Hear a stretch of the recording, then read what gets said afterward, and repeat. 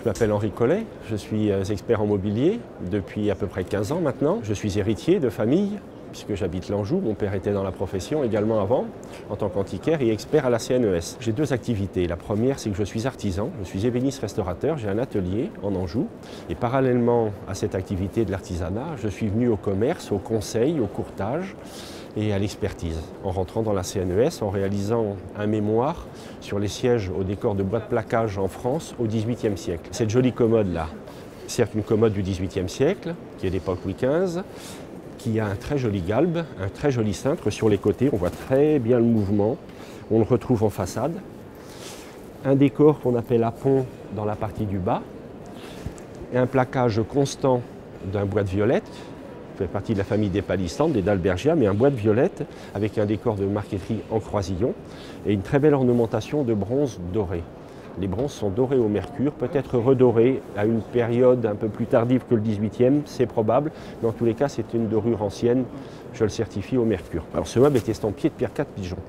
Qui était-il ce Migeon? C'était un des bons et grands ébénistes du XVIIIe siècle, du milieu du XVIIIe siècle, qui avait un atelier, quelques établis, mais qui faisait aussi commerce.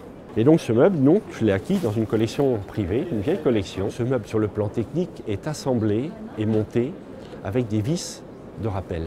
Aux quatre angles ici, on trouve une tête métallique en fer étiré. Ce sont des vis de rappel qui sont utilisées pour les montages essentiellement en général des lits au XVIIIe siècle. Rarement, mais de temps à autre sur certains meubles. Cet exemple est sans doute le seul présenté ou réalisé par Pierre IV Migeon, puisque l'historienne à qui je rends hommage, qui s'appelle Sophie Mouquin, qui a écrit un livre, m'a dit qu'elle ne connaissait aucun meuble de Pierre IV Migeon démontable comme celui-là. Ce meuble a été restauré dans notre atelier. Qu'est-ce qu'on trouve? Une autre estampille.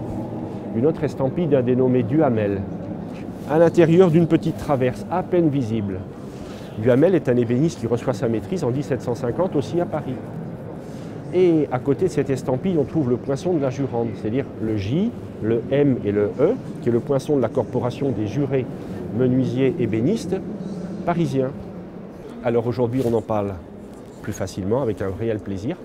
Décor extérieur de Pierre IV Migeon et fabrication intérieure, je pense, du support de ce dénommé Duhamel. Tout l'intérêt de notre meuble et de l'histoire.